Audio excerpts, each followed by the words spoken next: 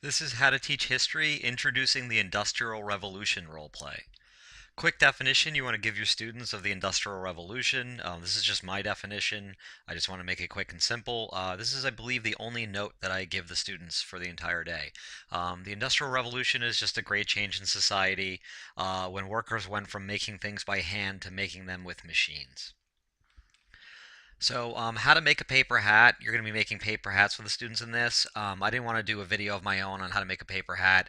They're all over the internet. The one I use is right here at the link, and the link will also be in the video description below, right down here. But you can just YouTube how to make a paper hat. And of course, you can use a different method than I'm using. It's not really that complicated.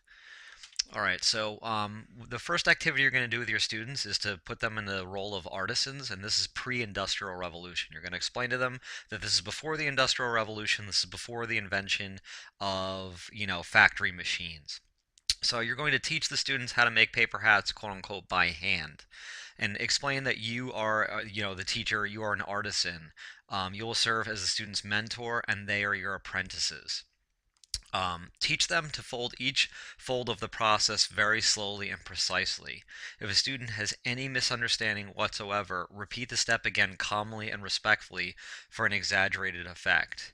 If a student makes any fold imperfectly, kindly explain that we produce only quality products and have them start again. You want to have lots of sheets of paper there, um, and you really want to go slow and train them. And then once a student can master the hat making technique, obviously this isn't very difficult, but once they can do it perfectly. Have them make a hat and customize it however they want. You really want to give the students a sense of freedom here. Provide art materials for the students, markers, paper clips, whatever, and encourage the students to take their time. Have them show their hats to each other. What do they put on there? Students like to put jokes on their hats. It's perfectly fine. What I like to do, have them develop their own logo or their own brand. They really seem to enjoy this. Even seniors in high school seem to really enjoy, drawing whatever they want on a hat. All right. So, pre-industrial revolution questions to ask your students. I like to do this orally, but of course it could be written as well. There's a writing assignment at the end, but I like to just discuss this. So, how does your boss treat you and why? And of course, masters tend to be nice because they have a one-to-one working relationship with their apprentices. They might be, difficult as well. We don't get, too stereotypical, but you have a one-on-one working relationship with this person, so you're going to get to know them, rather intimately, as we're going to contrast to factory work in a second. How much creativity or individuality do you get to put into your product? And substantial, because you're making a custom product. No two hats are going to be exactly alike. I reinforce this with my students that if somebody needs a bigger hat, can they do that? If one of your customers says, I need a slightly bigger hat or a slightly smaller hat, if I want it in a different color, can I get that? And of course, the answer is yes. You can do anything you want. I'm an artisan. I can change it however you want. It might take a week, which gets to my next question, but I can do that for you, sir. Is the process fast or slow? It's really slow. You're making these things by hand, one at a time. And then, do you think these products would be cheap or expensive? And the answer is either we're trying to get the students to understand is expensive, is these are custom jobs and very time consuming. If they don't understand that, say, if you worked all day on something and you want to get paid by the hour, wouldn't that cost more money? And of course, again, the education process to become an artisan is also very expensive. It takes a long time to have a one-on-one relationship where your mentor is, going very slow with you and teaching you every fold of the process and making making your craft. All right, so that's the pre-industrial revolution you want to go through with your students. You want to be really nice, you want to really ham it up, really exaggerate, really take your time, really stress perfection. All right, so this is the more fun part, the part I love, the Industrial Revolution, and you're going to introduce them to factory work. So in this part, you're going to tell them that now machines have been invented, and we're going to be making hats by machine.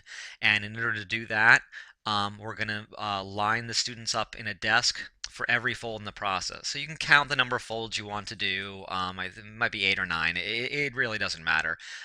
You can add steps or subtract steps or have somebody do more than one step if it's really necessary. And I also like for this procedure, I also like to have a few students on the sideline just watching. They're going to be your immigrants, as you're going to see next. They're going to be your unemployed folk.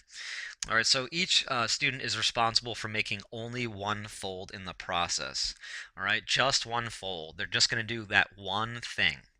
And you're going to train each student individually, but you're going to do it very quickly.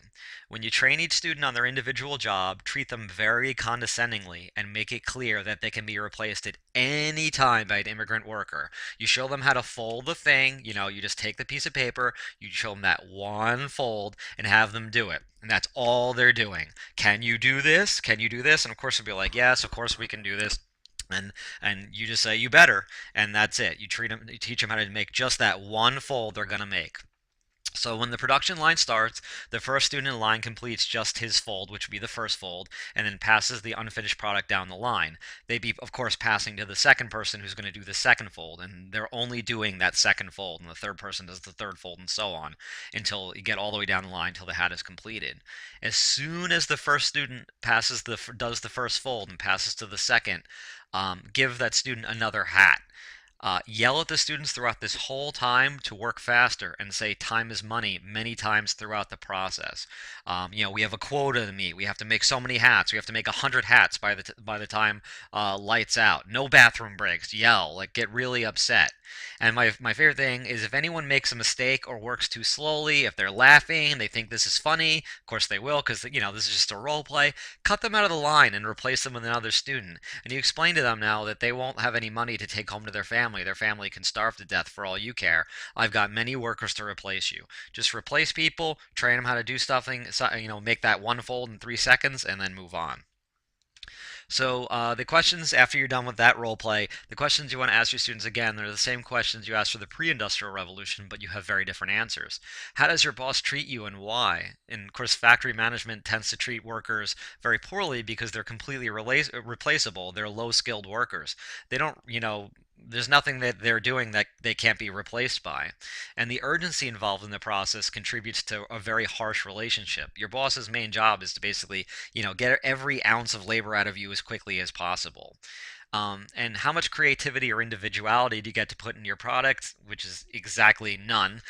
Factories produce the same good over and over again. We are not making custom products here. We're making uniform products in factories. And is the process fast or slow? Of course, it's very, very fast. And then lastly, number 4, do you think these products would be cheap or expensive? And some students miss this, so it's very important to get them to understand this, that because those workers, are replaceable, their salaries are very, very low. It's really machines doing the work. They're unskilled labor. And because they can produce so many hats so quickly, the products are actually very, very cheap.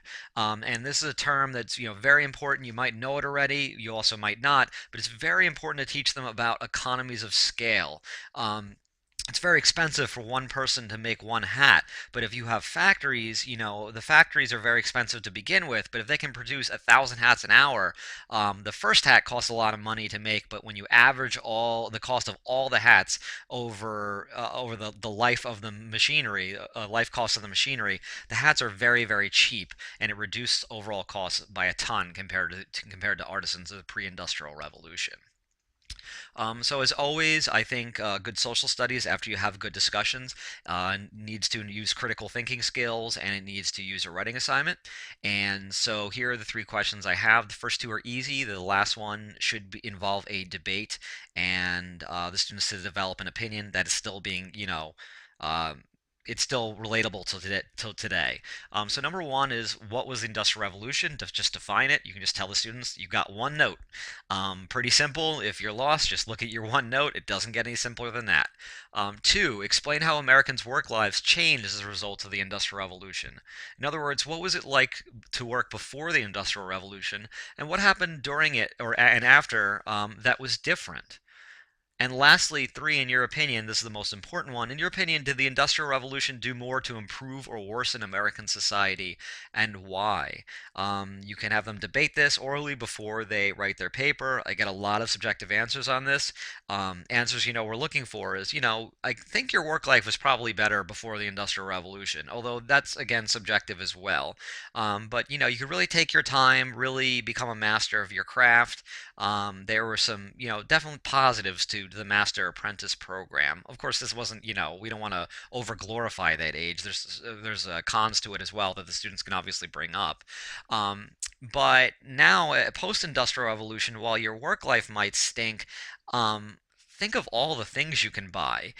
You could never buy a pair of Nike shoes, before the Industrial Revolution. That would take for forever, and that wouldn't happen. Now, if I want to go buy, a pair of Air Jordans, and I wear them for a year, and then they fall apart, I can go buy the exact same pair, and it's not going to cost me that much. We complain that the Nike shoes cost $125 or something, but that would probably cost a heck of a lot more than that before the Industrial Revolution if you wanted something that detailed. There's a lot more pros and cons there that, of course, you can get into. This is just an easy video that I just wanted to spark your creativity for lesson planning. Thank you.